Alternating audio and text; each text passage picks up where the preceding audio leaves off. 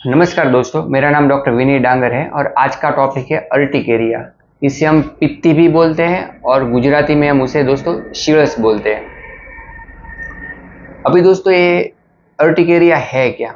एक स्किन में होने वाला एलर्जिक रिएक्शन है जहां हमारा इम्यून सिस्टम है वो एलर्जन के कांटेक्ट में आकर रिस्पॉन्स देता है। और इसमें आपको दोस्तों एक तो ईचिंग होगा और फिर रैश हो जाएंगे दोस्तों। और वहां पर थोड़ा सा स्वेलिंग टाइप हो जाएगा, बम्प होगा दोस्तों, उसे हम अर्टिकेरिया बोलते हैं। इसका कोई साइज में कोई फिक्स नहीं होता है, ये मिलीमीटर से लेकर सेंटीमीटर तक बड़े होते हैं दोस्तों। मतलब और ये दोस्तों कोई फिक्स नहीं होगा कि आपको शरीर के कौन से भाग में होगा दोस्तों। ये शरीर में कोई भी भाग में हो सकता है। किसी किसी को लोकल होगा, मतलब किसी को सिर्फ हाथों में ही होगा, किसी को पैरों में होगा, किसी को फुल बॉडी में होगा। कौन से एज ग्रुप में आपको अर्टिकेरिया होता है? तो अर्टिकेरिया दोस्तों एक कोई भी ग्रुप में होता है, कोई भी एज में हो सकता है दोस्तों। अर्टिकेरिया दो प्रकार के होते हैं, एक होता है एक्यूट अर्टिकेरिया और दूसरा होता है क्रॉनिक अर्टिकेरिया। एक्यूट माने जो कुछ समय के लिए होता है फिर वो चला जाता है, और दूसरा होता है दोस्तों क्रॉनिक अर्टिकेरिया, मतलब ये सालों से होता है या बहुत लंबे समय से होता है दोस्तों। और ये निकलता है फिर वापस हो जाता है, फिर वापस निकलता है दोस्तों। और दोस्तों काफ़ी मरीज हैं जो सही से ट्रीटमेंट करवाते नहीं हैं, और फिर जैसे कोई भी बाहर का मेडिसिन जैसे सेट्रिजिन हुआ, एविल हुआ, एटरेक्स हुआ, ये गोली खा ले तो उनको आराम मिल जाता है, लेकिन फिर वापस वही परेशानी हो जाती है दोस्तों। अर्टिकेरिया के मैं आपको कारण बताऊंगा कि किस कारण से आपको अर्टिकेरिया होता है, जो काफ़ी लोग को पता नहीं होता है। वो ऐसे ही बोलते हैं कि खट्टा चीज़ खा लिया इसलिए सर हमें ये निकला, या फिर कोई भी मान लो कि मधुमक्खी काट लिया तो हमें होगा दोस्तों। लेकिन इसके बहुत सारे कारण हैं दोस्तों। इससे पहले दोस्तों अगर आपने हमारा वीडियो सब्सक्राइब नहीं किया है तो इसे सब्सक्राइब जरूर कीजिए। अभी दोस्तों इसका मेन कारण एक ये है कि ज़्यादातर पेशेंट हमने जो डेली रूटीन पर जो हमारे क्लिनिक पर आते हैं उसमें एक ये देखा गया है कि एक तो उन्हें मान लो कि इन्फेक्शन के कारण होता है, जैसे मान लो बुखार हुआ है उसके बाद उनको चालू हुआ है। दूसरा है कि मान लो कि किसी को फूड की एलर्जी होती है, जैसे मान लो कोई भी मिल्क है, फिश है, या फिर कोई भी नट्स है, वो खाने के बाद उनको अर्टिकेरिया हो जाता है। किसी किसी को बासी खाने के बाद भी दोस्तों अर्टिकेरिया होता है दोस्तों।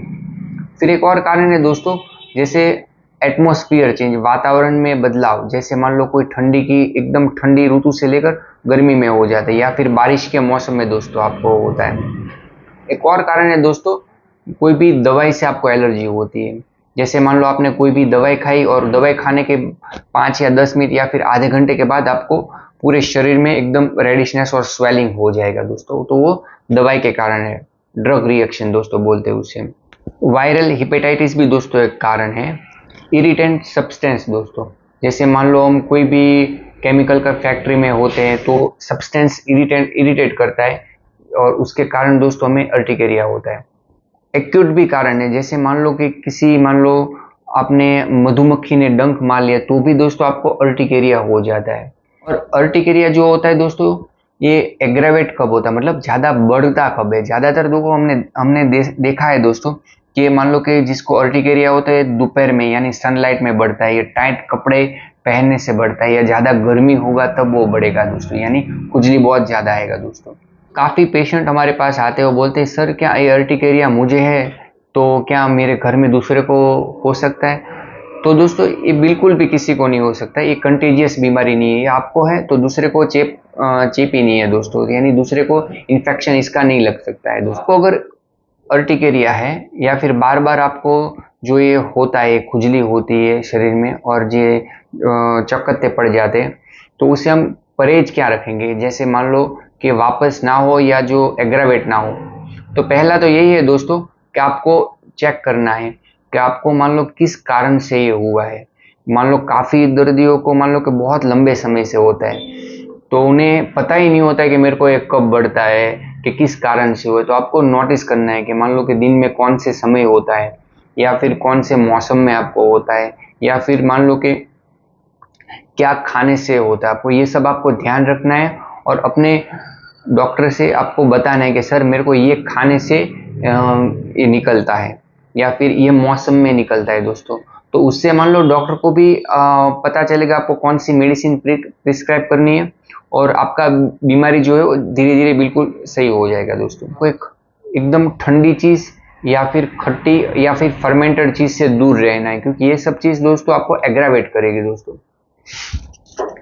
कपड़े हैं दोस्तों बहुत फिटिंग वाले नहीं पहनने हैं। अभी दोस्तों मैं आपको कुछ होम्योपैथिक मेडिसिन बताऊंगा जो बहुत ज़्यादा फायदा करती है, और ज़्यादातर हम यही पेशेंट को देते हैं दोस्तों। तो पहली मेडिसिन है दोस्तों एपिस मेलिफिका 200। ये दोस्तों ये मेडिसिन का ये एक लक्षण है कि आपको मान लो कि ये मेडिसिन दोस्तों मधुमक्खी से बनती है। तो इसमें क्या होगा कि मान लो आपको बहुत ज़्यादा खुजली होगी, और जैसे मधुमक्खी डंक कैसी मारती है वैसे आपका चिक चिक खुजली होगी दोस्तों। फिर दूसरा ये है कि वो आप गर्मी के टाइम में बहुत ज़्यादा बढ़ेगी, ठंडी में आपको थोड़ा आराम लगेगा दोस्तों। और ये दोस्तों आपको दिन में 2 बार लेना है, सुबह और शाम, कम से कम 15 दिन लेना है दोस्तों। दूसरी मेडिसिन है दोस्तों रस्टॉक्स। रस्टॉक्स आपको 200 में दिन में 2 बार लेने दोस्तों। ये ज़्यादातर मेडिसिन हम उस पेशेंट को देते हैं जो मान लो कि कोई भी वातावरण चेंजेस होता है, एटमॉस्फेयर चेंज होता है, या फिर कोई भी मान लो कि पानी में भीग जाता है, बारिश में या भीग जाता है, तो उसको अर्टिकेरिया होता है, और पेशेंट बहुत ज़्यादा रेस्टलेस होगा दोस्तों, एक जगह पर नहीं बैठ पाएगा। तीसरी मेडिसिन है दोस्तों अर्टिकेरिया यूरेनस। ये आप नाम से आपको पता चल जाएगा कि अर्टिकेरिया यूरेनस हम मदर टिंचर में देते हैं। 10 बूंद दिन में 3 बार लेना है दोस्तों, आधे कप पानी में। और मेडिसिन है दोस्तों आर्सेनिक आल्प 30। ये दिन में 3 बार लेना है दोस्तों। और इसमें क्या होगा कि आपको अर्टिकेरिया जो एक तो बासी खाना खाने से आपको होगा, दूसरा मान लो दोस्तों आपको जब अर्टिकेरिया होगा तब क्या होगा, आप जैसे कंबल ओढ़ लोगे या फिर गर्म पानी से या गुनगुना पानी से नहा लोगे तो आपको आराम मिलेगा। तो उसमें आर्सेनिक आल्प 30 बहुत ज़्यादा फायदा करती है दोस्तों। और दूसरा है कि वहाँ पर पेशेंट में जलन भी बहुत ज़्यादा होगा दोस्तों। तो आपको आर्सेनिक आल्प 30 दोस्तों दिन में 3 बार लेना है। और ये मेडिसिन ऑब्स्टिनेट अर्टिकेरिया में भी दोस्तों बहुत फायदा करती है। मान लो कि कोई मेडिसिन अगर काम नहीं करती तो यही हम देते ज़्यादातर, और धीरे धीरे दोस्तों अर्टिकेरिया चला जाता है। एक और मेडिसिन है दोस्तों नेट्रम्यूर 30। ये दिन में आपको 2 बार लेना है, और इसका यही लक्षण है कि मान लो कि आप ज़्यादा काम करने से अर्टिकेरिया होता है, ज़्यादा एक्सर्शन से, जैसे मेंटल हो या फिजिकल हो, या फिर आप धूप में जाने से आपको दोस्तों बहुत ज़्यादा खुजली आने लगता है। एक और मेडिसिन है दोस्तों बोविस्टा। बोविस्टा दोस्तों पानी के कांटेक्ट से या फिर सुबह जागने के बाद आपको तुरंत अर्टिकेरिया होगा दोस्तों, तो उसमें बोविस्टा बहुत ज़्यादा फायदा करती है दोस्तों। और बात आपको समझाना चाहता हूँ कि अगर आपको मान लो अर्टिकेरिया है तो आप अपने डॉक्टर के पास दवाई लीजिए, या फिर हमें ऑनलाइन भी कंसल्ट करवा सकते हैं। लेकिन आपको ध्यान ये रखना है कि आपको इसमें थोड़ा पेशेंस रखना है। आपको ये तुरंत मिटने वाला बीमारी नहीं है। काफ़ी पेशेंट को मान लो 3-3 साल से 4-4 साल से अगर ये क्रॉनिक हुआ तो आपको ये धीरे धीरे बिल्कुल अच्छा हो जाएगा। तो आप थोड़ा इसमें पेशेंट रखिए, और दवाई अपना डॉक्टर जैसे बोलते हैं वैसे आप दवाई खाइए। आशा करता हूँ दोस्तों आपको हमारा वीडियो अच्छा लगा हो, तो इसे लाइक कीजिएगा, शेयर कीजिएगा और सब्सक्राइब कीजिएगा। धन्यवाद दोस्तों।